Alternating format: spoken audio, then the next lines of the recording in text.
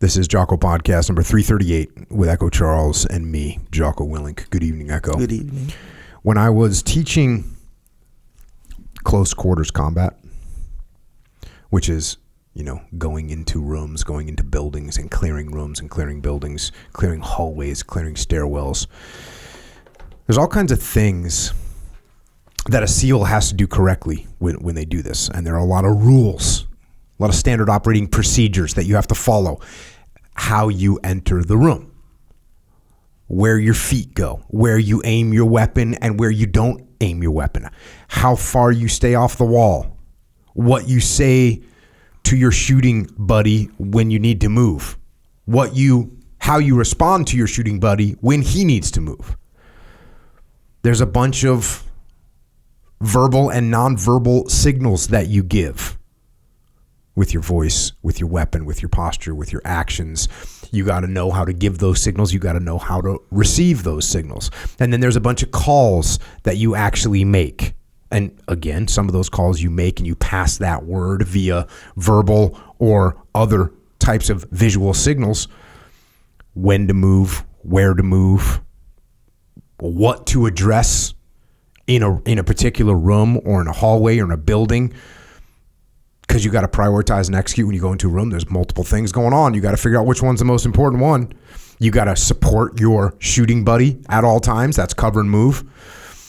You got to do all this with simple, clear, concise communication. You got to make sure that while you're doing all these things, you're supporting the overall intent of the mission, which is decentralized command.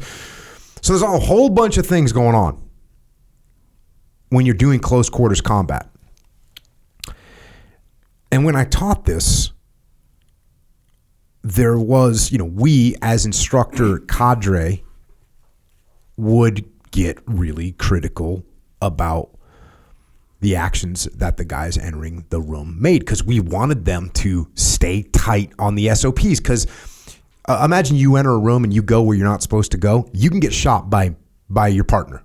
So you got to get guys to do the right thing. And then they've got to be able to make decisions. They got to be able to make decisions quickly. And so us as cadre, we would definitely harp on these guys and give them firm critique when they screwed something up. Hey, you're too far off the wall, or you should address that open door first, or you didn't clear behind that couch over there. So we're getting on these guys. And there's a million points to critique and criticize, and we did that. And again, the reason we did that was to make sure that they follow the SOPs, because when you get into a platoon or you're in a platoon and you don't follow the SOPs, there's some SOPs, if you don't follow them in CQC, you can get yourself killed, you can get your buddy killed, you can get everybody killed. So we're hypercritical. Now, as I watch that, and as my cadre, as I watched my cadre, I sort of detached and would let the cadre sort of run those finer points of the standard operating procedures. And I got to a point where, I would talk to guys when they do something wrong, where I'd say, hey, you did what you did. Let's figure out why. So in other words, Echo went into the room and he addressed this door instead of that couch first, and I could say, hey, that door was open. It's a bigger.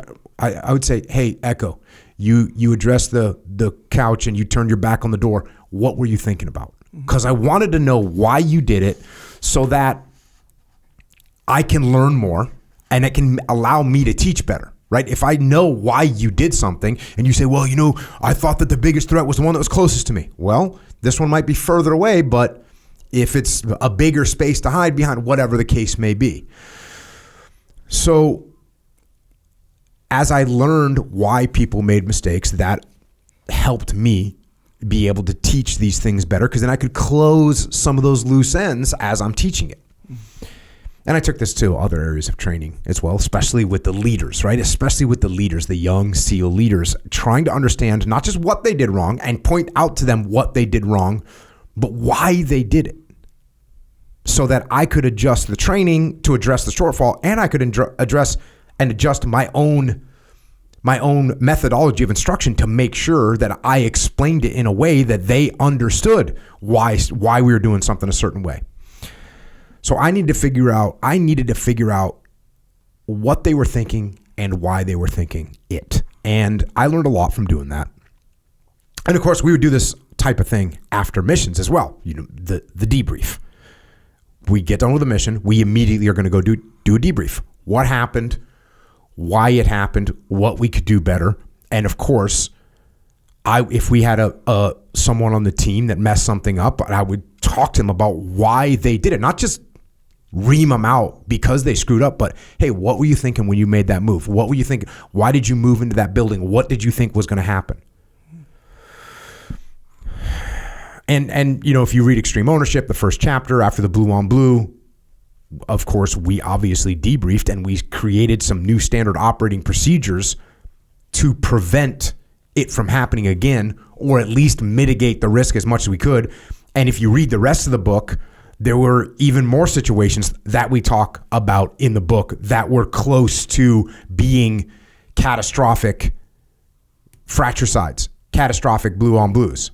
But we were able to stop those from happening either from our procedures that we had put into place or our better understanding of what could unfold or our awareness of what was happening. And when I got home from that deployment, I debriefed that operation, that blue on blue. I debriefed it over and over again to the SEAL teams and the platoons that were going through training and the troops that were going through training to try and pass on the lessons learned to everyone. And then we set up training that we organized the training so that those lessons learned would get embedded into these young SEAL leaders. They would understand how these things happen so they could prevent them from happening. And I was told many times over the years that the training and awareness that we gave people prevented many friendly fire incidences from happening. And I mean, case in point, Jason Gardner's got a few that happened to him on his deployment to Afghanistan, where he straight up said, hey, if I wouldn't have been aware, if we wouldn't have had that blue on blue training, we probably would have had a blue on blue for real. So I heard that many times. Now, a lot of people have been asking me about the horrific scenario that unfolded in Uvalde, Texas. Psychotic and sociopathic gunmen entered a school and killed 19 innocent children and 2 adults. And I can't even fathom the grief and the just trauma for those families, the horror, the hole in their lives that they have now that can never be replaced. And the potential of life that was thrown away before it even had a chance to grow. And it's just a completely heartbreaking situation. And what has made the situation even harder to process was the response from law enforcement on the scene. And of course, we all like to think about and talk about what I would have done. What I would have done if I were there. And I get that. Everyone is horrified by what took place. And we all like to think that we would have been braver, that we would have been more decisive, that we would have had more situational awareness, that we would have handled the scenario in a way that created a better outcome. Of course, we would all give anything to be able to create a better outcome in that situation. And unfortunately, the situation has already happened. The outcome is complete. And we can't change what happened and what the response was any more than I could change the decision a young SEAL made when he walked into a room and moved the wrong way or addressed the wrong threat. I couldn't change what he had done. I could tell him what he did wrong. But what I really needed to do, as I said, was to understand why he made that decision and learn from it. And then figure out how I could teach other people to not make that mistake. And that is unfortunately the best I can offer in this situation as well.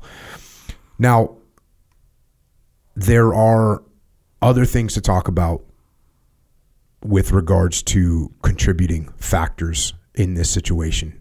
And you've got mental health, you got media violence, you got dehumanization of people, you got gun laws and their enforcement or lack of enforcement. And I talked about some of those on the Jocko Unraveling podcast with Daryl Cooper and all those. The thing is with all those are massive subjects. Those are massive subjects, all of them, that are being discussed at the national level and will take some unified efforts to solve. It will take some unified efforts, and by that I mean people actually working together, which we don't seem to have any of. So as that conversation continues to take place, I just want to look at what happened tactically on the ground and try and figure out why it happened. And I'm going to use follow a timeline from the Texas Tribune. It was last updated on June 9th. And just to note, we're recording this today on June 13th, 2022. And it's just based on simple open source reporting. And I'm sure that there will be more detailed information available in the future. And maybe at some point we'll go over it with more detail. But the thing is, there are lessons to be learned even from what we know right now that I want to talk a little bit about, again, from the tactical perspective, to try and figure out why things happened like this in this event.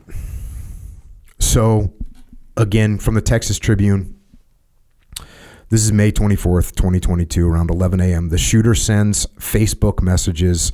The shooter sends private Facebook messages to a girl in Germany he met online and tells her about his plans to shoot his grandmother. The gunman shoots his grandmother in the face and calls the police.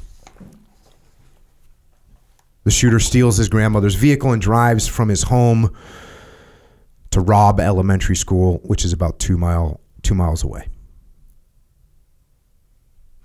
So there you have a clear declaration that something bad is going to happen, made by the individual himself. And I don't know if there's some kind of a social media 911 call that you can make. It seems like there should be some kind of a social media 911 to call, where if someone is making threats of violence via social media, that people that see these threats can have someone to contact where action can be taken. And I don't know if there is an AI that can screen for things like this. My guess is yes, considering that if I Google search something on my phone or on my laptop, the very next screen that I click, I get advertisements for whatever that thing that I just searched is. So to think that we couldn't come up with, or that the tech companies couldn't come up with something that was combing through messages, combing through posts, looking for threatening content, it seems like that would be a feasible thing. And at a minimum, to have something where there's like a universal 911 call to make if someone is posting threatening things, it seems like that would be a move that would be able to help when these situations unfold. Moving to 11:28 a.m., the shooter arrives at the school. The shooter crashes the vehicle into a ditch near the school. He fires his gun at two male witnesses who began approaching the crash from a nearby funeral home. The witnesses flee and call 911. So this is at 11:28.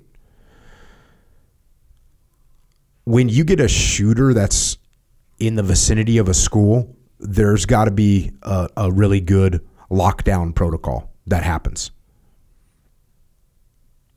And this is something that when we talk about lockdown protocol, one thing that I think needs to be discussed is if you have a shooter that's external to the school, lock the doors. But when you have a shooter that's in the school, everyone should get the hell out of the school. You shouldn't keep people in the school anymore. So having a couple different immediate action drills when it comes to when a shooter is either in a school, we're going to get out of the school. If he's outside the school, we're going to stay in the school. We're going to lock it down. Those require two different reactions, not one. Because if there's a shooter in the school, you should get the hell out of the school.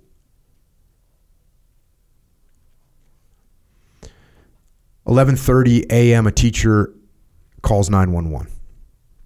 A teacher at the elementary school makes a 911 call reporting the crash and seeing the shooter, noting he has a gun.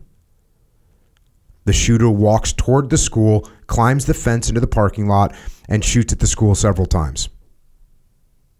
Again, if the shooter's outside the school, we should have an instant protocol to keep him outside the school.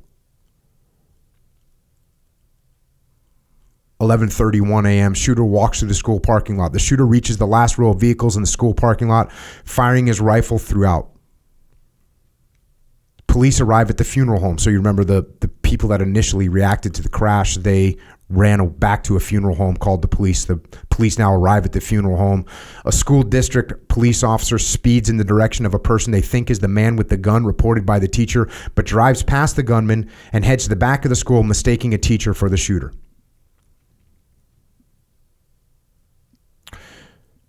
So you have a problem of positive identification now, where you got teachers who are the only adults in the schools except for the shooter. So how are you going to tell them apart? This is where we look and say, hey, is there an armband that we have? Is there, in an emergency, everyone knows to put on a certain t-shirt or a certain vest? And I know, you might be thinking, oh, that sounds stupid. If you've ever been into a combat situation where there's multiple people running around on the battlefield, positive identification is a real problem. It is really hard to identify who's who. And you can make it a lot easier if you give people some kind of a uniform to put on where, oh, all the teachers are wearing a vest that says teacher on it. An orange vest.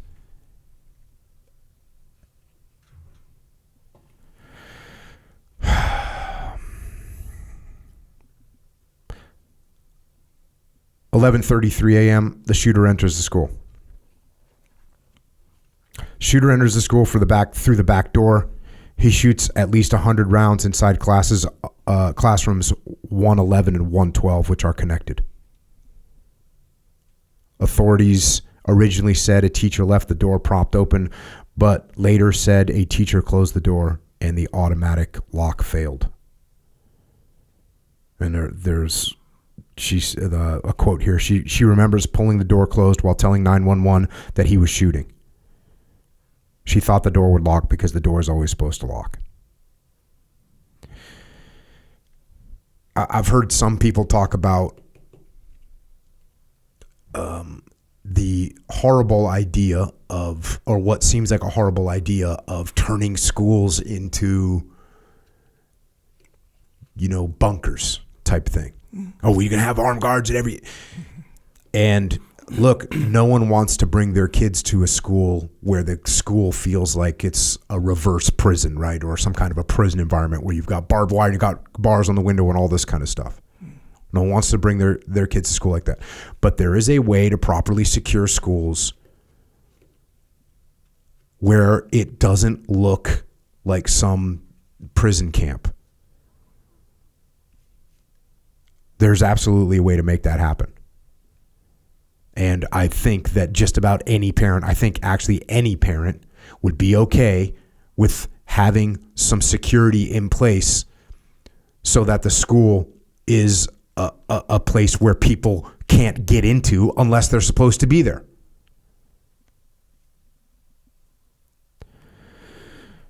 So the back door's open. Look, does this mean I'm a little bit paranoid? Yes. Yeah, a little bit paranoid. And I think a little bit of paranoia is actually okay. A little bit of paranoia is actually okay. So that was at 11:33. At 11:35, the Uvalde police enter the school. 3 police officers rush to the same door that the gunman used to enter, which was closed. They enter and receive grazing wounds from the gunman. They retreat. So response time has been, 11:28 a.m. The shooter arrives at the school. 11:31, he's walking through the parking lot. 11:33, he enters the school. The police arrive pretty quickly. Now, if there was some kind of security guard there, guess what? Response time is 0 minutes. And does this mean that your kid feels like he's going to school in a damn prison because there's a plainclothes security guard there? I'm okay with that. Do I love it? No, I don't. But this is not that big of a price to pay to keep kids safe. The idea that a guard or an armed guard has to be some overt presence that the kids have to walk by to get to class. Oh, there's, Mr. Fred with the AR-15 guarding us. I feel intimidated because I'm a little kid. I don't like it. It makes me feel uncomfortable. Does it have to be like? No, it doesn't actually have to be that way at all. There can be a very low visibility option for that. And it can be a low visibility option that the children don't know much about, but the public does know about. And therefore, it also causes deterrence for a would-be school shooter. If the would-be school shooter knows that there are armed people in the school, they're probably going to figure out a different target.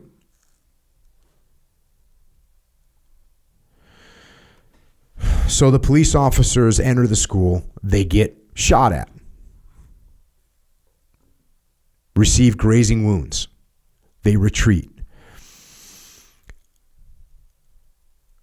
So this is a tough one too, with what I know about, the only words here, they retreat, and that they received fire. This could mean a bunch of different things. This could mean full automatic fire that is shooting at the door that they're trying to get through. And if that's the case and they proceed in there, they're just all going to die. And now they can't help. Or is it some rounds came and they immediately retreated? I don't know. I don't know what happened there. I do know this.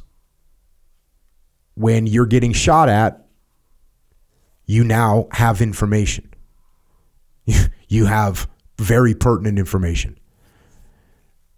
You know the general location. If you're taking rounds, you know where you know at least a little bit where they're coming from. So now we can start to formulate some kind of a plan. You also know that you've got a high threat scenario and you've got children in there. Now you can't just put down cover fire and shoot back at a person in the school because there's a bunch of kids and you can get a friendly fire scenario happening. So you can't just lay down cover fire like you would over in a foreign country in a war. But you know where the bad guy is, generally speaking. You know at least the door that you're at, he has covered, which tells you what? There's other doors that he may not have covered, meaning other doors where he may not be able to engage. So we've tried one entry and we have now information that we can't get in there. So now what are we going to do? Find another place to go.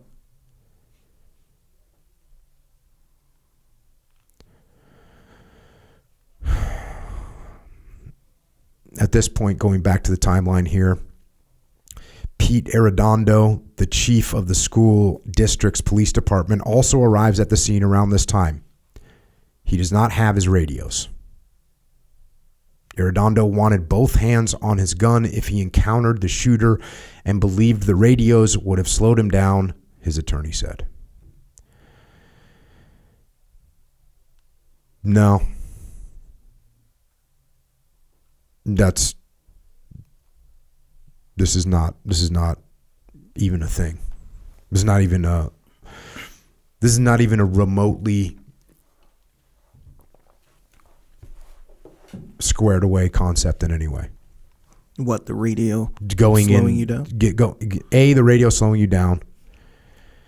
B, both hands on your gun. I mean, you don't carry your radio in your hand while you're shooting. You have your radio. You have a mic to talk into if you need to.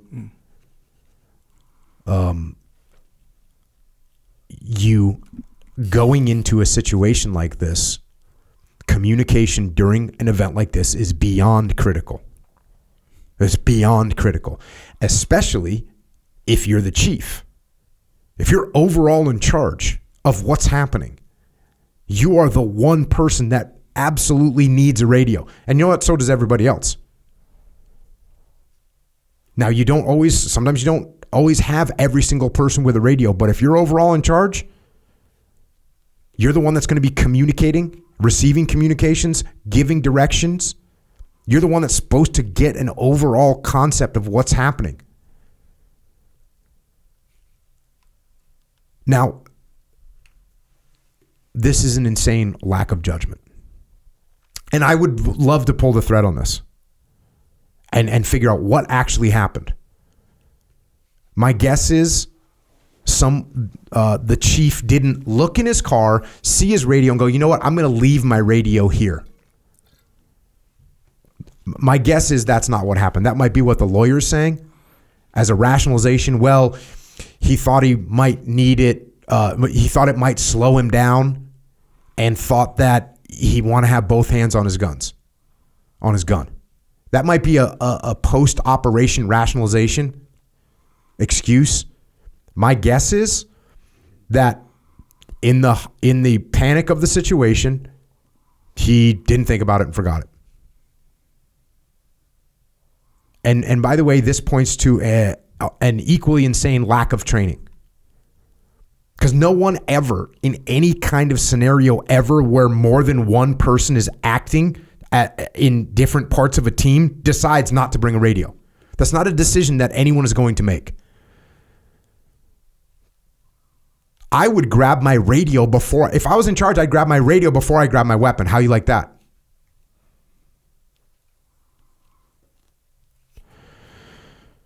So to be in charge and to decide not to bring your radio is complete and utter failure. And, I've seen some things where they ran some scenarios like this. The training, if you train one time doing this and you're in charge, you'll say, damn, I better make sure I have good communications with my team. If you do this one time, if you approach a hostile target where there's bad guys in there, one time, no hostages, no children, just one bad guy, you put him in a building and you have you and one other person, you'll make that radio an absolute priority.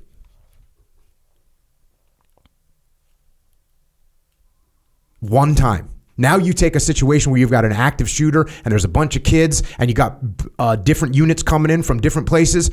You're going to freaking need a radio. And you would know that if you had any training whatsoever.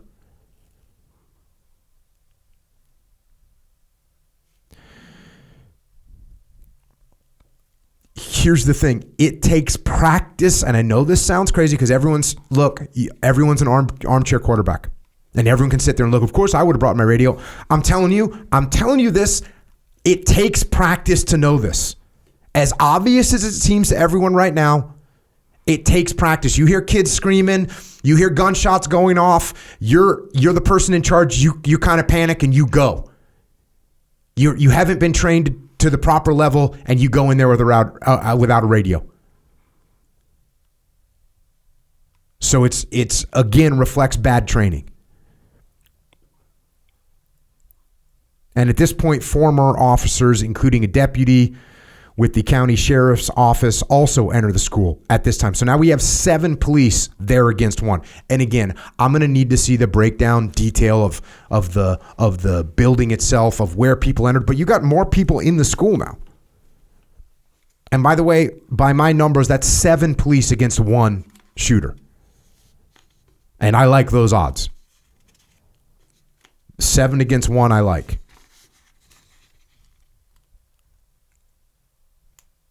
.11:37, gunman fires 16 more rounds.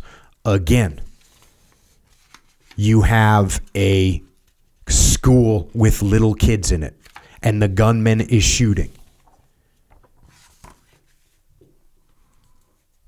What that means is you go. That's what that means. Let me rephrase that. If you didn't already get the signal that there's a freaking gunman in a school,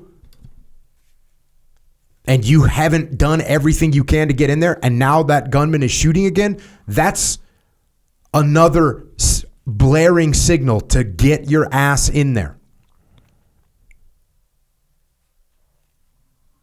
And by the way, these are lessons that have been learned. When you look what happened at Columbine, they came up with these same kind of conclusions. There was too much hesitation. There's too much waiting. When you hear this stuff happening, you have to take action. This is exactly the type of scenario where when I was teaching the young SEALs, I had to teach them to be default aggressive. This is the exact kind of scenario. The problem's not going to solve itself. You have to go and solve it. That's what you have to do.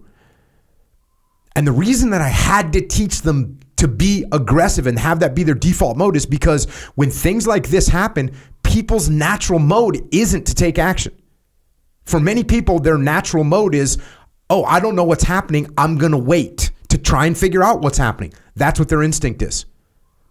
And we have to train that instinct out of many people. Not all people. Some people you actually have to train in the other direction. Some people you have to say, hey, hold on a second. You don't know. You have no idea what's happening. Don't go running in there. Most people, you have to train, hey, if it's going on and you can't tell what's happening, you need to get aggressive and figure out what's happening. You need to take action. And in a situation like this, where now you have a gunman in a school that's still shooting, it is time, without question, to do whatever you need to do to get in there.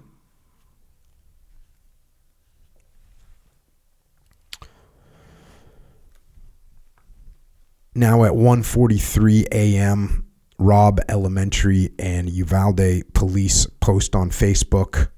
They announce that the school is under lockdown status due to gunshots in the area. By the way, this is like 150 rounds have been fired. The students and staff are safe in the building. The building is secure in a lockdown status, school officials say in an announcement. So there's no emergency communication in the building. And what I mean by that, there's no pro word. So in the military, you have something called a pro word, which is one word that means something. That means a whole scenario is taking place.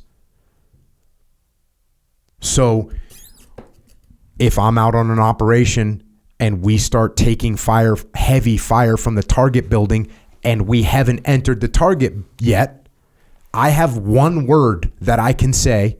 And when I say that one word, everybody knows what to do. Everyone knows that there's no friendlies in the building, that the target building is shooting heavy fire at us. I can say one word and everybody knows what to do.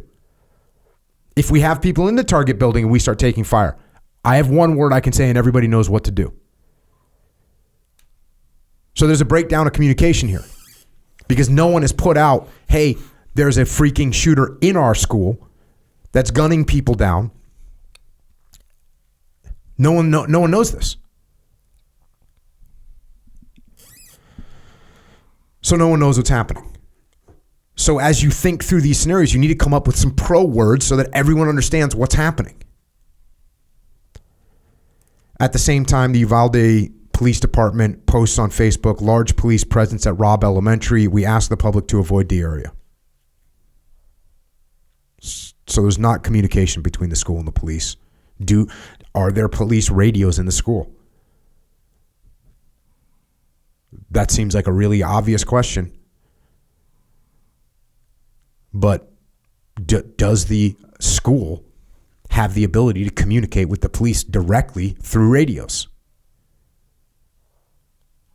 Because this is not a very hard thing to figure out.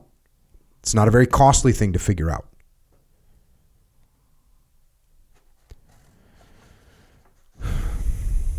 (11:44 a.m.) The police officers are inside. Police with the city of Uvalde and the school district are inside the school. This is 11:44. Uvalde police officers enter the building where the shooter is from the north entrance. They hear gunfire, are shot at, move back, and get cover. Again, if you're getting shot at, you now have a general idea of where the shooter is. And if you have a general idea with where the shooter is, then it's time to maneuver. It's time to flank. A shooter can only cover so many different directions at the same time. And how do I know that? Because I've been on both sides of those scenarios. When you train properly, you not only act as the good guys, you spend time as a bad guy. So you start to realize what works and what doesn't work. That's the benefit of training.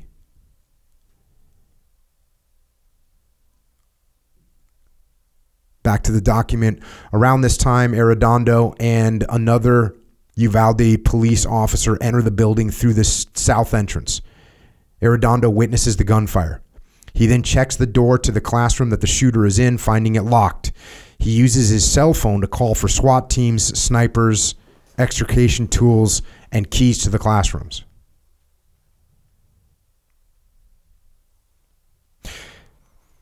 This is at 11:44. So all this has taken place for almost over 20 minutes. This has been going on. And only now we're getting a call for SWAT team, snipers, breaching tools. And it's on a cell phone? I mean, why are we making calls on a cell phone? Why is that happening? We have radios. There's a reason you have radios. Direct communication. Instantaneous, immediate direct communication to a whole net of people. Oh, that's right. Well, he doesn't have his radio. So he's making cell phone calls.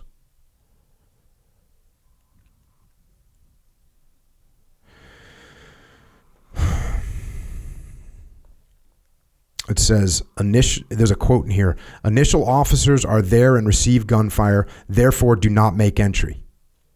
Officers call everyone in the area for additional resources, tactical teams, equipment, specialty equipment, body armor, precision riflemen, and negotiators. They're evacuating students and teachers during this time, and this is from Victor Escalon, a DPS official, during a press conference on May 26th.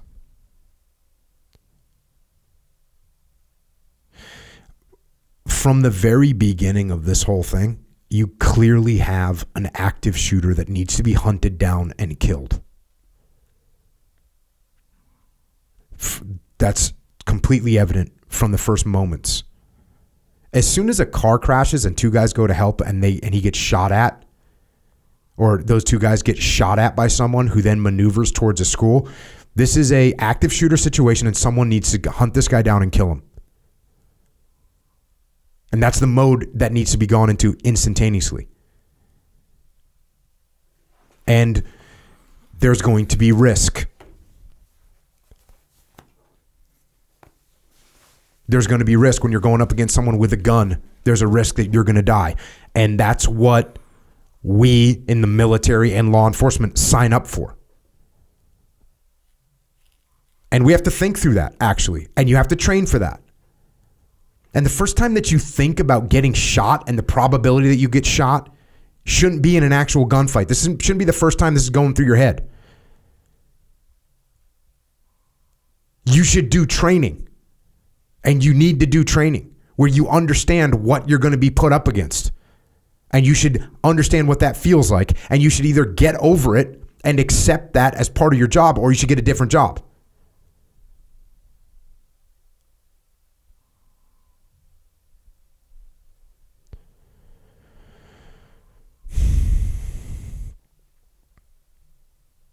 $11:48. There's an officer's wife is shot. So Uvalde CISD police officer Ruben Ruiz can be heard telling other officers as he arrives inside the school that his wife, Eva Morales, has been shot.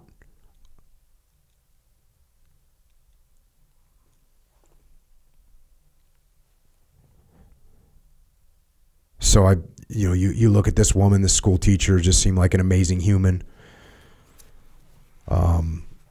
She's got pictures. There's pictures of her. She's, outdoors. She's enjoying life. She's out running. She's hiking. She's doing Spartan races. She's doing CrossFit. She's just seems like an awesome woman. And had a daughter with Ruben Ruiz. So he gets word that she's shot.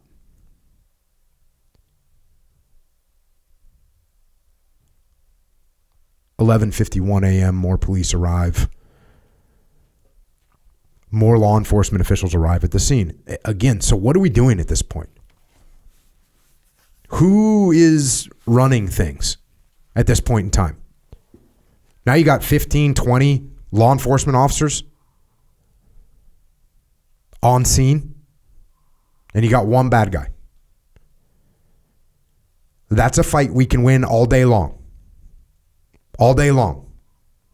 We're going to win. And we might take some casualties, but we can win that fight all day long.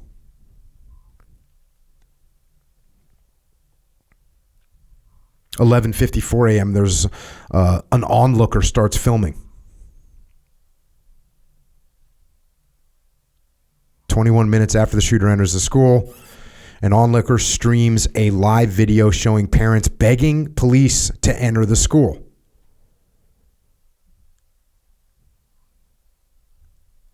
Now, this is very difficult to watch. This is actually sickening to watch. There are parents that are going crazy with frustration. They want to help their kids. And in some of these videos, you can see that the parents are being held back by officers with long guns, with rifles, with assault rifles. And what they're doing is keeping the parents at bay.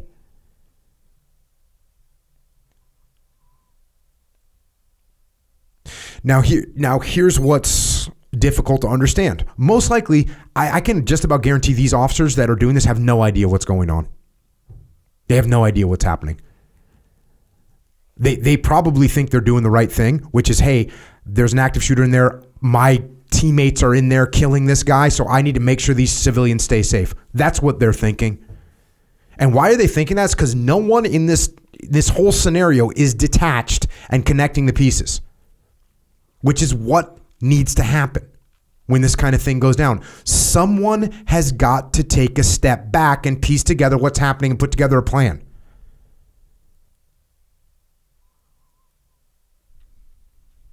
So these parents, you watch these parents, they actually are somewhat detached. The parents are kind of detached because they can see that why is this shooting continuing?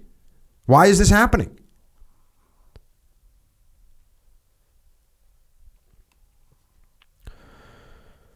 $12:03. Police continue to arrive, and a student calls 911 from inside. A student calls 911 from room 112 for 1 minute and 23 seconds and identifies herself in a whisper. Meanwhile, as many as 19 officers are positioned in the school's hallway. 19 officers. And now we know that we got kids in there alive. And you have 19 officers. 12:10, the student calls back Student calls 911 again and says multiple people are dead. So now you know for sure the shooter is a psychopath that needs to be stopped. That's what you know.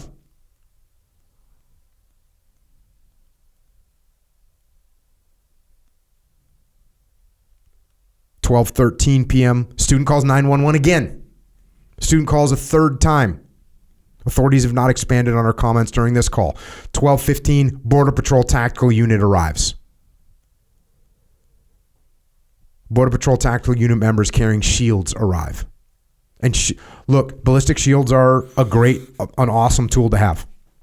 For sure. They're great. We're not waiting for this. If there's kids that are going to be killed, we're not waiting for shields to show up.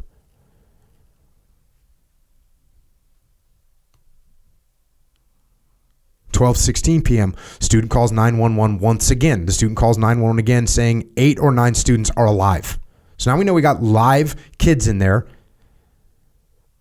And we got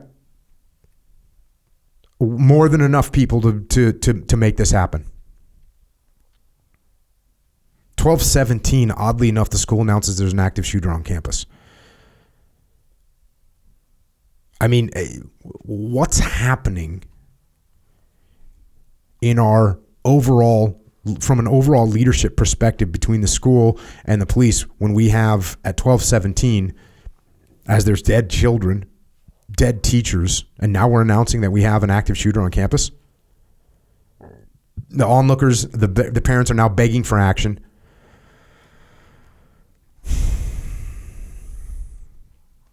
Here's a little pullout. At some point during the standoff, onlookers begged police to charge the school. According to the Associated Press, parents try to break windows and are not allowed to immediately be reunited with their children. Again, there's video of this. It's sickening to watch. There's parents yelling out, "What are you doing? Get inside the building. Go protect the kids."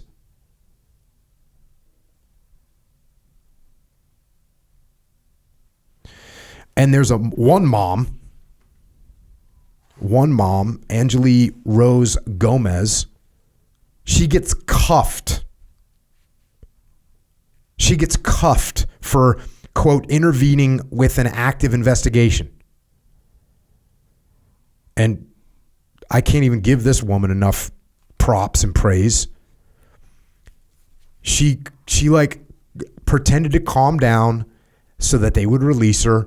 Once they released her, she distanced herself from the crowd, got away from like all the hype and all the mania. And then she jumped the fence, went in, and got her 2 kids out. Meanwhile, she said that other fathers got tackled, pepper sprayed, and tased.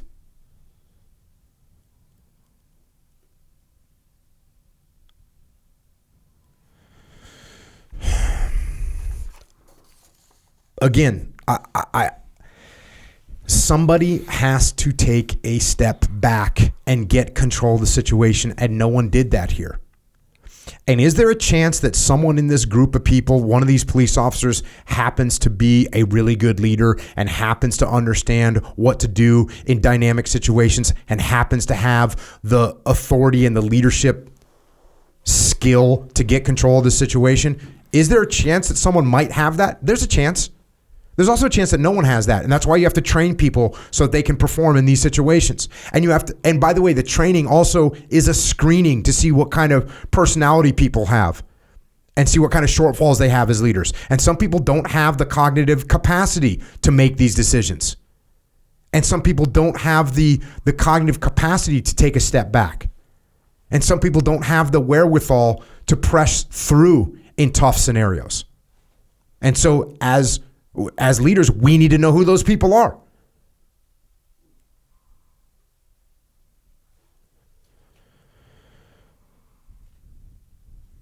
This mom, Mrs. Gomez, she is that type of person to take action, to be default aggressive, get things solved. She was detached enough emotionally to realize she had to get away from the mob, get to a position where she could maneuver in. She was able to do this. Some people have that natural ability. Some people don't. and I'm going to get to this in a little bit, there's also training that has to be overcome. Sometimes people fall into training habits that aren't good. So we have to train to the point that we recognize when what we've been trained to do isn't working.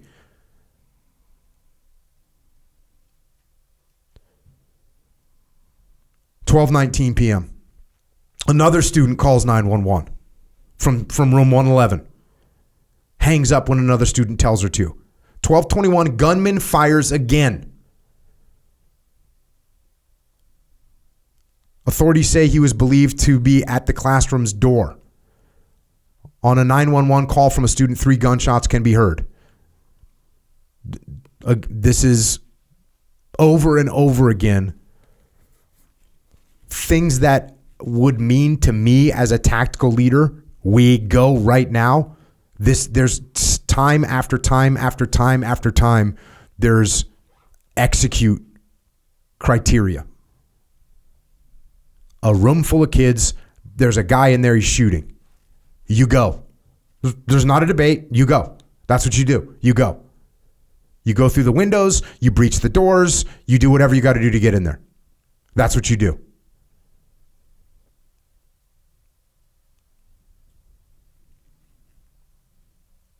(12:36), student in room 111 calls back again. Same student calls back for 21 seconds and is told to stay on the line quietly. 12:43, gunman shoots the door. The student tells 911 that the gunman shot the door. Okay. There's another execute criteria. And you do what you have to do to get in there. Windows. You put ladders up to the windows. You crash through those windows. You crash a vehicle into the windows. You shoot the door off the hinges. That's what you do. 12:46. I can hear the police next door. Student called 911. 12:46. Arredondo gives the approval to enter. If y'all are ready to do it, you do it, he says, according to a transcript of police body cam footage. 12:46. 12:46. Over an hour.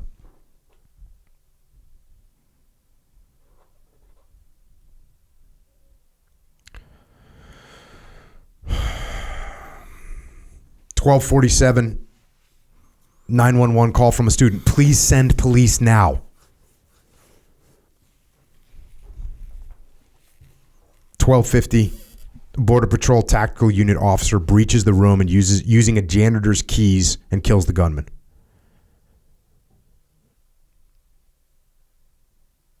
And I don't have any details on how that actually happened yet. I know BORTAC people, which is the Border Patrol Tactical Unit, BORTAC. I know them. I've actually worked with them a little bit. I've got some reports that they disobeyed orders, where people were telling them not to enter and they did it anyways. Good on them. But, you know, what I've been saying this whole time, go in, go in, go in. And you think to yourself, well, if you go in, are you going to get shot? If you go in, is this going to happen? You don't know. But look what happens when these guys finally go in. They go in there and they kill the guy. That's what happens. You got to go on offense.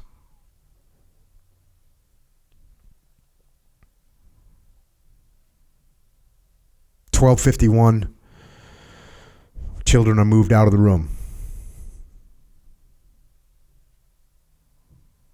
So 12:51, 106, police announced the shooter is in custody because the Border Patrol went in there and killed him.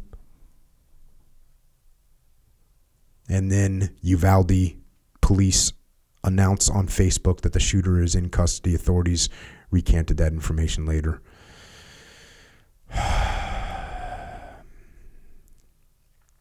So there you have it.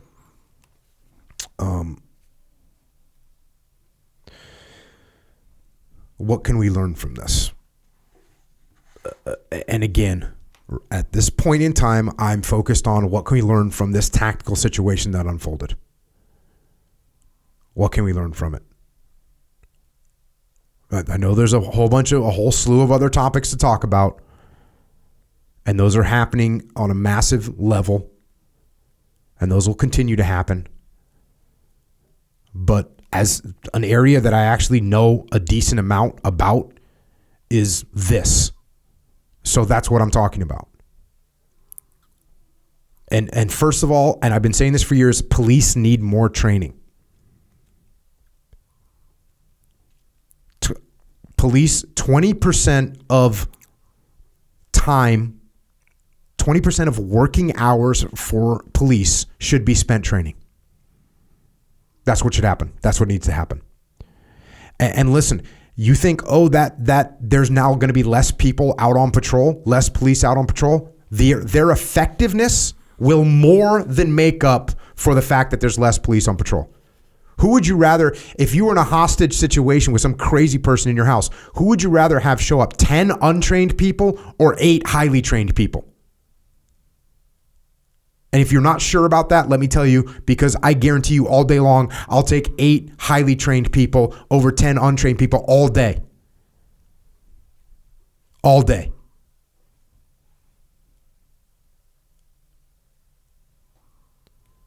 And I'll tell you, I've started to talk to some organizations to see how Echelon Front, my company, can help do this on a national level.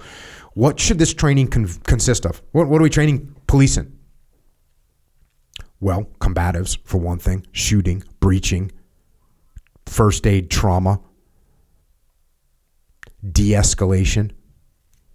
And anybody that's listening that doesn't know much about the police, you might think they do all this stuff all the time. They don't. They don't do this all the time. They barely get to shoot. I bet you 99% of police have very limited training, if any, in breaching, in how to breach a door with a shotgun. Combatives, barely any training. Close quarters combat, room clearing. Urban combat clearance. How do you handle an active shooter? How do you handle a barricaded shooter? And then you've got to run scenarios. You got to put people into these situations. You got to get simunition or some kind of round that can be fired at other people during training. You need assets. You need role players so that people get used to it. And you absolutely get better. This is exactly what I did for a living, was train young SEALs so that they understand what to do in these types of situations. And you can watch and see them learn and get better. And over time, they eventually get to a point where they know exactly what to do.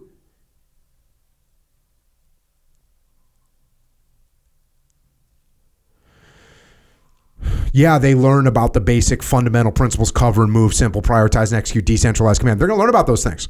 They're going to learn about decentralized command, which means when I show up and there's something going on and I'm the junior guy, but I'm the first person there, I can make things happen. I can make decisions. I know what the priorities are. That's what they learn. They learn how to detach. You've heard me say someone's got to take a step back and figure out what's happening broadly. Well, that's what people learn when you run them through the appropriate training. They learn how to communicate. They learn the importance of communications. They learn not to go into dynamic scenarios without a radio so they can communicate with the rest of their troops. So much of this whole thing was people not seeing the big picture. No one assembled the entire scene to understand what was happening. And therefore, no one made the broad call that needed to be made, which is get in there. Get in there. We're going. And this does take training. It does take training. Now, it doesn't take training if you're a parent and your kid's in there. That doesn't take any training. That's instinct. And I'll talk a little bit about that. But it takes training. I had experienced SEALs. I would have experienced SEALs that would fail to take action when they needed to. And we'd have to have them do that training again, and maybe again, and maybe again, until they realize that when they don't take action, everything's going to fall apart. So even SEALs would have a hard time in some cases figuring these things out. Now, like I said, the parents that were there, they were detached, and maybe not emotionally, because they're obviously horrified by what's going on. But some of the parents, you can go watch the videos, they're making matter-of-fact statements about what was going on. They're saying there's kids in there. There's shooting going on. Now, to this idea of instinct, which I mentioned, instinct versus methodology versus instinct. Okay, you have an instinct of what to do. And in some cases, you need to get trained against that instinct. It's just like in jiu-jitsu. There's certain things where your instinct is wrong. And so it takes some training to teach you to overcome your instinct. To learn a methodology that's superior to the instinct. And there are times when the methodology is wrong and the instinct is correct. What do I mean by that? I got a story about JP Donnell. JP Donnell, one of my guys in my last deployment to Iraq. And outstanding guy, SEAL, sniper, point man, outstanding guy. And when we first started working together, we were out in the desert. And we're doing a patrol out in the desert. And the patrol stopped, and I'm looking at JP. And JP's standing out in the open. He's just standing out in the open. Now, we're out in the desert, but it's not a barren desert. There's rocks and shrubs and micro-terrain features. And we stop our patrol, and JP's standing out in the open. And I walk over to him, and I said, hey, JP, if you were 10 years old right now, and we were playing war, where would you be standing? And he pointed over to a little bush with some rocks around it with a little terrain to hide behind. And he said, right over there. And I said, let your 10-year-old instinct, let it come to life. Let it do its job. That's where you should be. I know the standard operating procedure is when the patrol stops, you set down in your position in your field of fire, you halt and you stay there. But if you can move 6 yards and have good cover and concealment, that's what you should do. So sometimes people train to a point, like these police officers probably, and I've heard some talk about this, hey, it's a barricaded shooter, which means he's going to be staying there and we should negotiate. So they got in this mode of, well, barricaded shooter, we should just negotiate with him. The reality of the situation, it wasn't barricaded shooters. He was moving around. He was still shooting the entire time. That's not a barricaded shooter that's decided to hole up and negotiate for some kind of ransom. Not at all. They got stuck in that mode. What needed to happen was action. A methodical entry, a perfect entry into the building. If you were to plot out the perfect close quarters combat operation for this school and how many people you would need and what methodology you would move for the building and what type of breaches you would use on the doors and which would be most efficient. All that stuff goes out the window when there's an active shooter in a room with a bunch of kids. Your instinct needs to be to get in there. And some of those parents had that instinct, yelling, get into the building. But the training methodology had boxed these guys in mentally, where they thought, oh, well, we don't have shields. And this is, I'm speculating at this point, but, oh, if we don't have ballistic shields, we shouldn't go in there. Hey, we were taught not to go into a shooter situation, an active shooter situation without ballistic shields. We're waiting for the ballistic shields. No. That's the methodology you've been taught. It's not working right now. What about the windows? Walking up to the windows, smashing a window, shooting through the window. You can do that. Throwing crash grenades through the windows. Put 10 crash grenades through the windows on this guy. There's a bunch of different things that if you do what you would naturally do in a situation, you're probably right. So what you have to do is you're going to have instinct. You're going to have a natural instinct. The instinct could be wrong. The instinct could be right. I mean, here's an instinct. When somebody's shooting at me, I'm going to run away. I'm not going to go back. So police officers have to overcome that instinct to go and stay and maneuver towards fire. That's overcoming their natural instinct. But there's sometimes where the methodology is wrong. And so you have to be good enough to overcome your methodology and go with your instincts sometimes. It's another thing I used to say to these young SEALs. I'd say, hey, if you were going to go in that room right now and I was in there and you were 10 years old and I was 10 years old and I had a squirt gun and you had a squirt gun and you were going to enter this room, how would you do it? And they'd show me.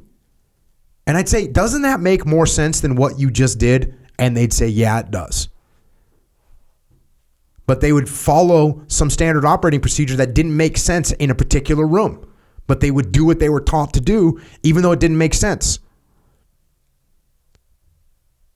And the ability to decide whether your instinct is right or wrong, you get that ability by being able to take a step back and assess. And the way you get that ability to take a step back and assess is through training.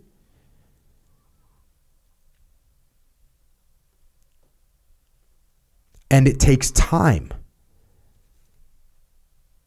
And that's why I use that term, that idea of 20% of time for police officers should be spent training. And you're going to end up with infinitely more qualified and prepared police. There was a fighting methodology, a combatives methodology, a system that was being used in the SEAL teams. And it was ineffective. It was an ineffective system. But one of the reasons that it was argued to be a good system was because there was a 1-week course of instruction of this fighting methodology that if you took this 1-week course of instruction, then you were qualified and allegedly prepared for combat. Well, you can't learn to fight in 1 week. It's not going to happen.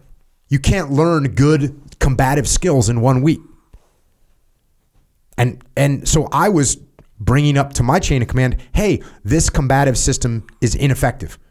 We should use some kind of a more mixed martial arts combination of jiu-jitsu, wrestling, boxing, Muay Thai, using our weapons in those scenarios. And one of the arguments that I got against that idea was that, that stuff takes years to learn. It takes years to learn this stuff. This stuff we can teach people in a week. Well, you know what I said to that? I said, well, we're in the damn teams for 20 years. Let people get good. You shouldn't tell someone that after a week of training, they're going to be good to go. They're not. Training has to happen all the time. And by the way, eventually we do have a great jiu-jitsu, wrestling, boxing, Muay Thai based combative system in the SEAL teams, which is you also utilize your weapons, you utilize your gear, but it's based in these things that work. And it takes time to get good at. No one says, oh, you've been through a 1-week course, you can handle yourself now, because we know that that's not true.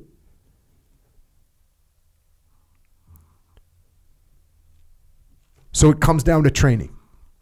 And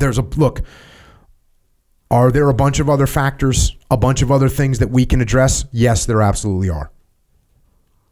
There are a bunch of other things to talk about.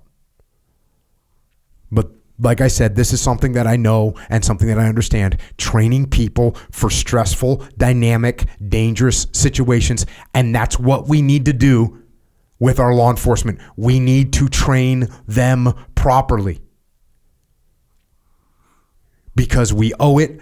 We owe it to them. We owe it to our police and law enforcement to train them properly. We owe it to the law-abiding citizens of this country.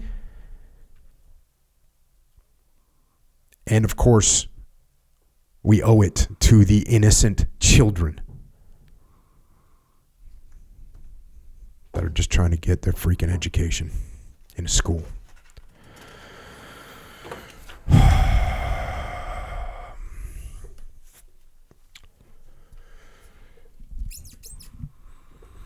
So that's my initial take on this scenario. Again, I talked about some of the other factors with Daryl Cooper on our Unraveling podcast. But I wanted to address this here and try and get this word out.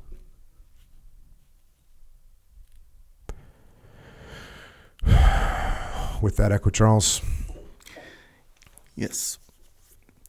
You know how like a lot of times sometimes when these things happen, you hear of like all these solutions, right? Whether it be armed guards in schools, gun control laws, like, everyone has their take. What do you think are some of the solutions that, off the top of your head, that are not practical or doable or probably wouldn't be effective that you've heard? There's a whole slew of things going on, and there's many facets that lead to this situation. As far as, I don't really think too much about, hey, what wouldn't work, and one of the reasons why I wanted to talk about this is what I know will help in a situation like this. If you train people properly, they'll be able to handle these situations. If you could snap your fingers and have all the schools, be totally safe, of course. Yeah. Of course. We'll take that all day long.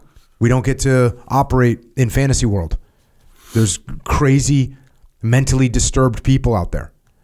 And if you haven't listened to that podcast I did with Daryl, one of the most shocking statistics that came out from it was in 1955, there were 340 inpatient beds for every 100,000 people in America that needed mental health help. 340 beds for every 100,000 citizens. Those beds were dedicated for mental health. Wait, they had that many available. For them? Yep. Just not necessarily taken up, just available for them. So out of every 100,000 people, there's 370 inpatient mental health beds available in mental health facilities, right? Yeah. In 2007, there was 17. Yeah, 17. So that's a 95% reduction in the amount of available mental health facilities for people that need help. And by the way, during this time, we've added all kinds of other crazy things into the mix with drugs, legal drugs, illegal drugs, prescription drugs, all kinds of media violence, whether it's social media, whether it's violent movies, whether it's violent video games, all that's added into the mix. The SSRIs, the isolation of being on social media in the first place, the breakdown of the family structure, like all these things are happening. You throw all those things into the mix, and then you have less mental health available. That's where you end up. It's one of the things that you end up. So I don't know if that necessarily answered your question about what would not help. I try and look at what can we actually do immediately to try and start getting people in a better situation, getting these things freaking moving in the right direction. Yeah. I was thinking, because I remember you said something about like you were an advocate of like having an armed guard at the school, right? Where they're retired military, or this was a while ago. And then I remember hearing the option of training teachers or arming the teachers. That's what it was. Yep. So how do you feel about arming teachers? It's the same thing. You need to train the teachers. Yeah. Are you going to train the teachers? because you got to train the teachers.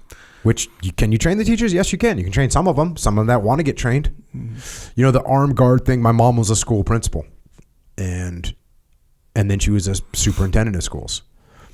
And I remember when these school shootings started happening, I was immediately like, hey, there should be 2 dudes sitting in a closet, you know, with video cameras, closed circuit television cameras. They're watching what's going on. And if anything ever happens, they come out and they kill bad guy. I wish I would have been super vocal about it, because some of these things would have been stopped a lot quicker. And then, like I said, there's some people that say, well, you know, what kind of world are we living into when we need to? Let me rephrase that, because I'm using a horrible voice. Some people say, hey, what kind of world are we living in where we have to put armed guards in a school? I'll tell you, the world that we created. The world that we created, you need to have armed guards in school, because we've got some serious issues, some serious cultural and societal issues that makes an 18-year-old kid want to get a machine gun and go into a freaking school and start killing kids. That's why. Mm-hmm. So if you say to me, what kind of a world are we living in where we need to put armed guards in schools, I will say the United States of America. Do I like it? Do I like the fact that we have to do that? No. Do I like the fact that I gotta, you know, wear a seatbelt when I drive a car because I might crash? I don't really like it, but I'm gonna do it. I remember I was in high school and there was security there. They weren't armed that I knew of, but I feel like, granted, this is high school, so elementary school is a little bit different. And I'm thinking back, if they were armed, I don't think that would have made that much of a difference. If they were like prison guards, like, you know, ordering. Actually, these security guards are pretty mean too to everybody. They weren't like hosts, you know. I envision it where they should be nice like almost like nice teachers, almost kind of a thing, like chaperones. You know how sometimes teachers get like yard duty? That's what they call it in my school, where they go out and monitor the school kids. Folsom? No, God.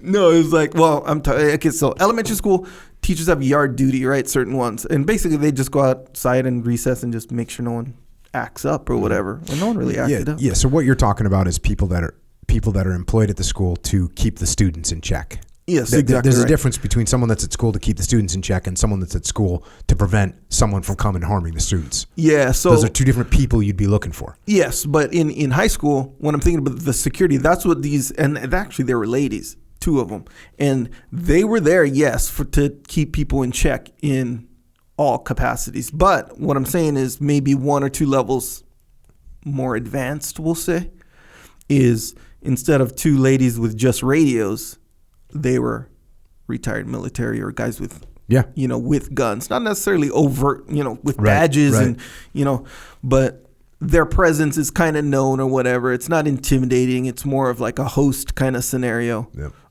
You know, like a someone who's on the kid's side kind of a thing, more so than someone, you know, with their eagle eyes open for any trouble, you know, that kind of thing. Even though that is what they're doing, that's not their presence. That's not like what it feels like. Yeah, you need to be careful with that. If you're going to have someone that's going to be doing security, they should be doing security. Look, can someone be dual rolled? Sure. But if you're going to put someone on security, like their purpose is security, you don't want them breaking up fights over potato chips in a schoolyard. You know what I'm saying? Yeah. You want them to be focused on what they're supposed to be focused on. Is it smart to have people that are dual trained? Sure.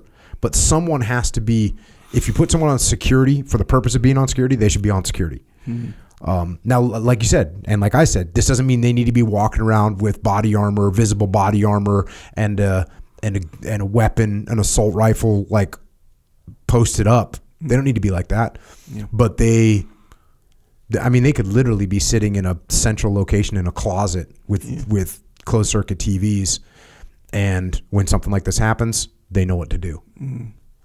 I remember the arming the teachers option, and I remember kind of talking to some of our friends that are actual teachers, and it kind of put things into perspective, because at first I was like, yeah, that makes sense. You know, it's not like, you know, give them just a little bit of training or whatever, but at least it's one more good guy on the field, you know, with who's armed and can protect. But then I thought about it after talking to some of the teachers. You think about it, like, who wants to become a teacher? And then now becoming a teacher becomes a whole different thing. Like right now, it's like I want to teach these young minds, to get to the next level in life and all this, like basically all the things that people pursue being teachers over. It shifts to something completely different. Yeah. That being said, I bet if there was an option where if you're a school teacher, you can go to a 4-week summer course on, active shooter response, and then inside of a school with 30 teachers, there's 3 people that have been to this course. I think I'm feeling good about that. Yeah. And they do a refresher course every summer. Yeah. And you know what I'm saying? Like you got to train people. You have to train people properly. Yeah. But people are willing to train because it's beneficial in a multitude of different ways. Yeah, that's interesting. I never thought about that, where it's like kind of the optional training or whatever, because I was just thinking of it in terms of like, hey, because this is how they'd say it. They don't go into depth or nothing. They're just like, arm the teachers.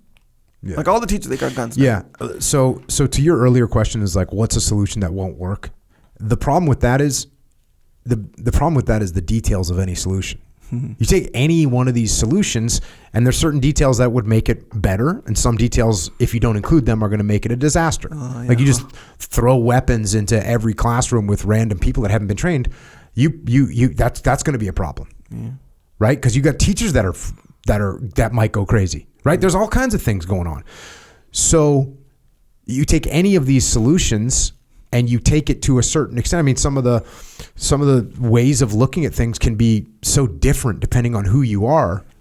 That, like, what's the term they use? Reasonable gun control. Reasonable gun control means completely different things to different people depending on who you are and what your background is. So true.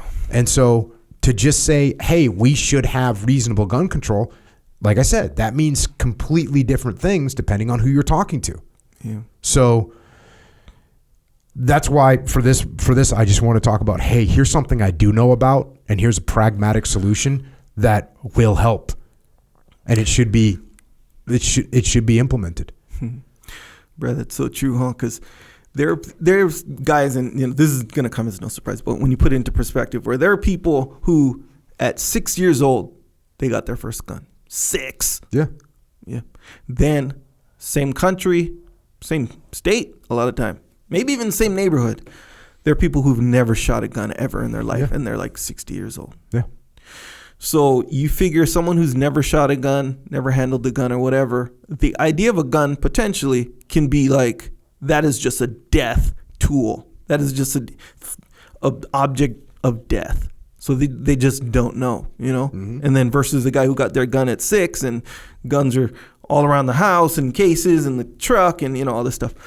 Where it's like, no, it's not a thing of death. It's just a tool, just like a saw or a hammer or something like that. Where, how, obviously people say this all the time, where it's like, hey, if someone kills someone with a hammer, you don't outlaw hammers. It's like they literally feel guns are in the same exact category. You see what I'm saying? Mm-hmm. But then the person who's never shot a gun, how he's going to feel is like, no, a hammer is to hit nails. If someone gets all crazy and starts hitting heads with it, that's different.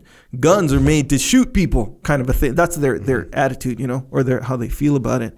So it's like, then now we need laws now, right, for the guns. But these laws apply to everybody. The 6-year-old guy or the guy who's gun at 6, and also the guy who's never shot a gun ever in his life. These laws have to apply to both people. So it's hard to land those laws, effectively where everyone's going to like them. Yeah, it's very hard. And what makes it even harder is that the two sides don't talk to each other in a reasonable way to try and figure out what would be a reasonable solution. Yeah, man. So there I am using the reasonable gun laws myself, using that term. That ambiguous term. Yeah, it's true. Well, and then, because you kind of, it makes sense on a certain level, even though it's still not effective, right? Where, let's say I got a gun, my first gun at 6, 22, little rifle, freaking awesome. I grow up, all kinds of guns, right? I have all kinds of guns. I've shot. My kids shoot guns, all this stuff. And then you have a whole family of people who live next door or whatever, across the street. And they've never shot a gun ever in their life, and they're scared of them. So now they're like, hey, we'll just say highly intimidated or something like that. So they come about and they're like, oh my gosh, like a gun or whatever. And then the the person who's used to guns are like, how you're kind of being dumb. You're kind of being unreasonable right now. Like this gun, you have to pull the trigger, shoot, point at something, pull the trigger for it to shoot or whatever. It doesn't just automatically kill people, right? So you're dumb for being scared about that kind of stuff. It's reasonable that feeling would kind of take place. You see what I'm saying? And then you have the opposite feeling where it's like, oh, you guys are gun nuts. Like you have 50 guns, 50. I've never shot a gun in my life. I'm scared of guns. And you have 50 of them. Is it unreasonable for me to be uncomfortable if I'm like that? Seems pretty normal is what I'm saying. So I'm saying like that conflict makes sense to me. Yeah, there's just a total disconnect. Yeah, ineffective for solving problems. But you can kind of see how you can see how the disconnect occurs, but it's a disconnect. And the problem with the disconnect occurs when you don't make any attempt to connect. Yes, sir. And I just look at you and say, oh, you are a gun nut and you're crazy. Yeah. And it just falls apart. And you look at me thinking, oh, you're a person that wants to take all my guns away. Yeah. And so I'm just not talking to you. Yeah. Some chicken, incapable chicken trying to take away all, my guns. Yeah. Disconnect. With that, if you want to support this podcast, you can go to jockofuel.com and get yourself some stuff to make yourself prepared from a physical sense. Yep. Because we got to be prepared mentally. How do you do that? You do that through good training. You got to be prepared physically. How do you do that? Do good workouts, train jiu-jitsu, and eat some good food. Take some good supplementation. Yeah, the training thing, the more you think about it, and this might be obvious to you, but the more you think about it, you understand how deep training and how valuable training in every single way. Yep. Like you get someone untrained in a situation, it doesn't even matter the situation. I don't care if it's swimming in the pool. Okay, so if someone jumps in the pool, falls in the pool, they can't swim, or they can't swim very well at all. Now it's dangerous for them. Now you get a normal person who just knows how to swim, try to go jump in there and save them. They could get drowned. They could both die now. Yep. Now you get one person trained. Probably going to save everybody. Yeah. Yeah, exactly right. So, man, you can take the most arbitrary thing, seemingly, and you train someone, you're better off. Yeah, it's weird how people, the funny thing is start with leadership because, I teach leadership. And people think that they should already know how to lead. Yeah. And so then you start breaking it down for me like, oh, damn, I don't know what I'm doing. Yeah. Fighting. People think they just know how to fight. Oh, I'll punch him. When I start seeing red, better look out. No, It's like, you roll with someone that's, a jiu-jitsu player or a real boxer. Yep. Like you go square off with someone. If you've never boxed before and you square off with a boxer. Who's not panicking at all, bro. Yeah, you're in big trouble. You're done. Muay Thai, you get one kick. If you don't train Muay Thai, you get kicked in the leg one time. There's a decent chance you're done fighting. Yes, sir. Well, from a leg kick. Yes, sir. There's a decent chance you call it right there. You're like, all right, this ain't happening. Yeah. So anything that you do, if you want to be good at something, the thing I always use is guitar. Mm-hmm. There's no more reason that you would be able to fight or lead without training than you would be able to play a guitar without training. Mm-hmm. You just can't. You can't win. Like. Someone that played basketball will beat someone that didn't play basketball 100% of the time. Yeah, the basketball one I think is really good because when you see someone playing basketball, you'd be like, yeah, you just take that ball. You can't hold it. You got to dribble it or whatever, bounce it, and you put it in that hoop. Like, I know what to do. Now, when you go try to do it, you're like, bro, you can't even do it. Yeah. Again, like if someone's trying to do it too with you or against you or whatever, bro, you can't even do it. Yep. So imagine getting a gun and you don't know what to do with it, but you think you know what to do with it. Yep. You think you're just going to shoot. Or you think that there's going to be a dynamic situation and an active shooter and you think you're going to know what to do. Or you think the people are going to be panicking and you think you're not going to be panicking. Yeah. You have to train in everything that you do. Think about even you who's kind of trained in a lot of things. Mm-hmm. Think about how many things like a normal person is trained in. Pretty much nothing. Yeah, not much. It's like if you're highly trained in two things, you're like a jack of all trades almost kind of a thing. Think about it. Bro, we're not trained in anything, huh? Well, I am. Well, you are. Shoot, you got to think about, like, of all the things to be trained in, and I'm not saying expert, I'm just saying trained. Mm-hmm. You have, like, good, usable training. What, good. 4 things? 5, maybe? Yeah. At the most, even. Pick out some good stuff to train in. Training. Yep. Get yourself some Jocko Fuel. JockoFuel.com. Check it out. We got, oh, by the way, new flavors. Yep, updated. Yeah. We'll see. This is on me. On me. Oh, right, yes. You know, I wrote a book called Extreme Ownership. Yep. Well, guess what?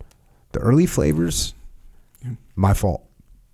Well, here, this is what you did. I understand. I thought about this. This is what you did. This is all you did. Tastes good to me. So, kinda. you know, when you're when you're young, right? Yeah. Did you ever have those, like an orange juice or whatever, the concentrate? You know, the one where it's like... Oh, it's like a frozen, like, sleeve? Yeah, exactly right. And you put it and you mix water, right? So if you look at the... Okay, so my mom guys would get that for us, right? Yep. The orange juice concentrate. Yep. It's supposed to be like 4-1 or something. Yes. So that's what they did. They did 4... They fill it up 4 times and put it in the pitcher, right? The jug or whatever. So I'm like, oh, yeah, cool, sweet.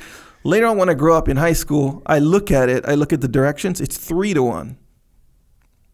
See what I'm saying? Yeah. So it's like they were giving us the more watered down version of it. For sure. We liked it, loved it, because that's what we were used to. Yeah. See what I'm saying? Bro, I tasted the 3-1. I was like, bro, this is a little bit too concentrated, a little bit too sweet for me. A little bit. Yeah. That's what you did. Yeah. Because you're all used to water.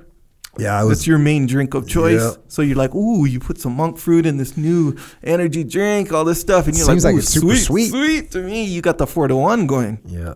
But the 3-1 is more our speed, I think, a lot of us. You know what I'm saying? You know, it's really like a 2-1. It's almost like, I was like 9-1. So anyways, we got all new flavors. All new flavors. They're hitting stores right now. Yeah. So go check them out. They all taste so freaking good. We're going to win on taste now. Like we were kind of crushing everyone because we're making it healthy. It's pasteurized. It's sweetened with monk fruit. Like that's how we're winning. Mm-hmm. Which is still the case, by the way. It's still the case. Yeah. We're still winning. We just made adjustments, and now we're going to win on taste.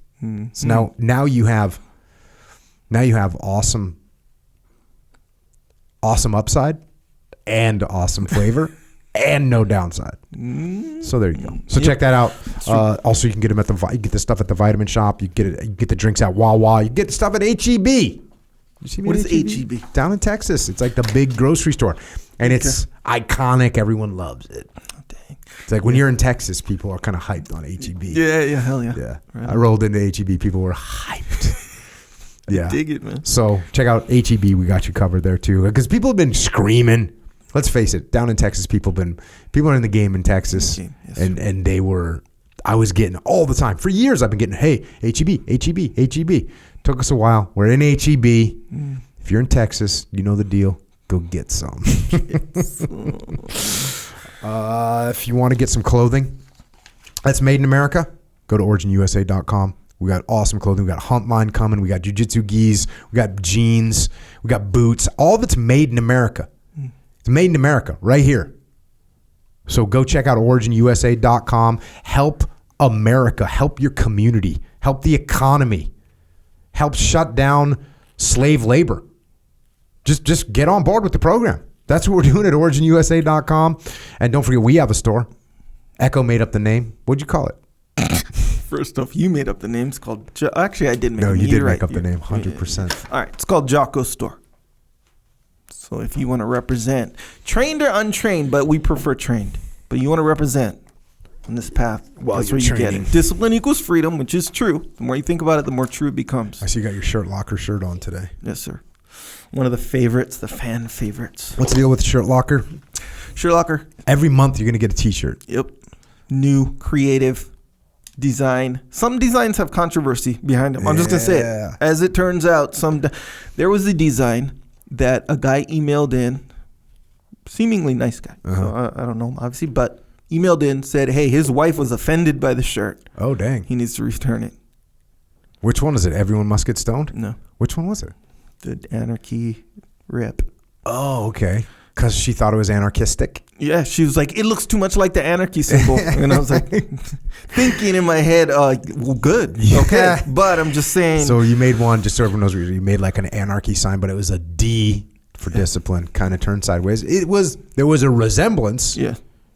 But it was just kind of merely a resemblance. It was straight up. I'm gonna be honest. It was an homage to the anarchy symbol. There you go. It was straight up. It served its purpose. I'm just saying it was controversial. Apparently. So there you go. Okay. You get those from time to time, but anyway, they're creative. Good design. A new one every month.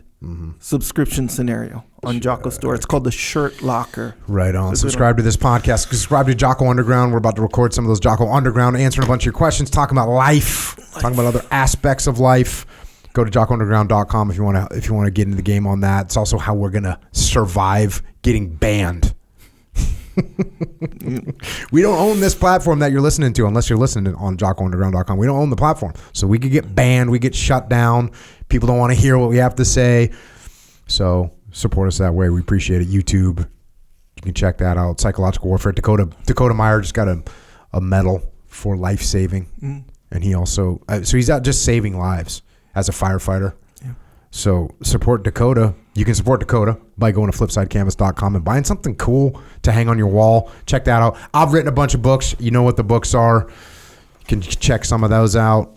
I also have Echelon Front, where we teach leadership to solve all the problems that you have, which are leadership problems. EchelonFront.com. Also, we have online training at the Extreme Ownership Academy, ExtremeOwnership.com. All the little lessons that will help you in every aspect of your life. Is it about leadership? Sure, but it's about life. Go to ExtremeOwnership.com and enroll. And you'll see me on there. You want to ask me a question? You'll see me on a Zoom call. I'll be sitting right here saying, explain the details. Give me some context. So come and check that out as well. And also, if you want to help service members, active and retired, their families, their Gold Star families, check out Mark Lee's mom's charity organization. It's called America's Mighty Warriors.org. And also check out heroesandhorses.org. Those guys are out in the field right now, Micah and the crew. And you can find us on the social media stuff. Don't get isolated on there.